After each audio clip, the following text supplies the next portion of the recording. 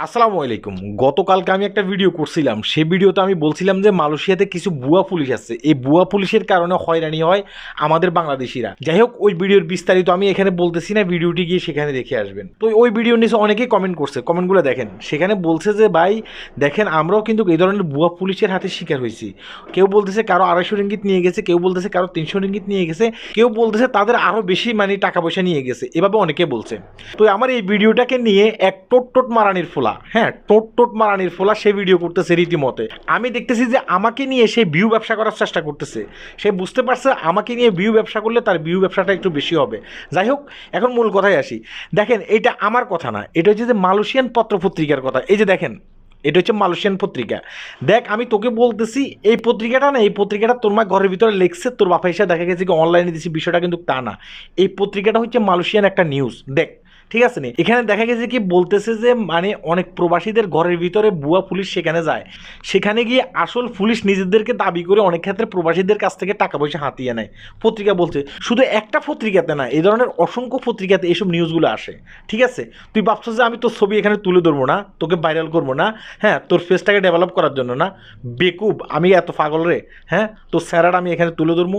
এই পত্রিকাগুলো দেখে আসবি। এই যে আমি না, আমি প্রমাণ ছাড়া কথা বলি না। ঠিক আছে, আমি জানি তোকে কোনো একটা দালাল সংগঠন লালন পালন করে, সেই দালালদের এজেন্ট হইয়া তুই এখানে এসে সোশ্যাল মিডিয়াতে বিভিন্ন লোকদেরকে নিয়ে কথা বলস।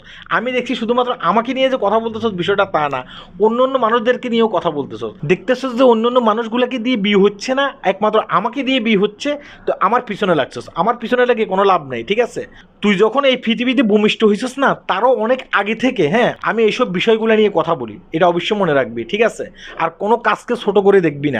আমি দেখছি যে তুই নিজেও কিন্তু নর্মাল একটা কাজ করস, অথচ তুই অন্য একটা মানুষ কি কাজ করে সে কাজ নিয়ে তুই কটাক্ষ করতেছস। আমি সেখানে সেটা দেখলাম যে অথচ এই কাজ আমি করি না, এই কাজ আমি অনেক আগে কিন্তু ছাইড়া দিছি। ঠিক আছে, তুই সেটা নিয়ে আলোচনা সমালোচনা করতেছস। তোর মতো বেকুব, তোর মতো গণ্ড মূর্খ আরেকজন আছে কিনা সেটা আমি জানি না। পত্রিকাগুলো ভালো করে পড়ে আসিস।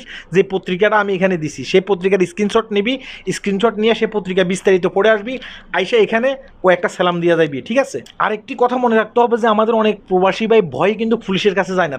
তার ভিসা কাগজপত্র সব কিছু থাকা সত্ত্বেও অনেক ক্ষেত্রে দেখা গেছে কি সেই ভুয়া পুলিশের হাতে শিকার হলেও অনেক ক্ষেত্রে সে ভয় কিন্তু মুখ খুলতে চায় না।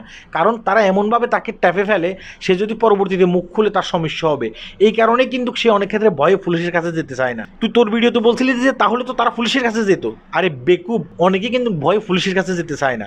আশা করি আমার এই কথাগুলো বুঝতে পেরেছিস। আর ওই যে পত্রিকার কথা বললাম না, যে পত্রিকা আমি এখানে স্ক্রিনশট দিছি, সেই পত্রিকাগুলো গিয়ে ভালো করে একটু পড়ে আসবি, মাথার ভিতরে কিছু ঢুকাইবি।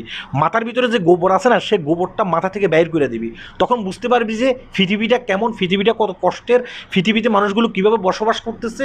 হয়তোবা তুই এই বিষয়গুলো বুঝতেছিস না, কারণ তুই এই বিষয়গুলো বোঝার মতো ক্ষমতা তোর নাই। আল্লাহ হাফেজ।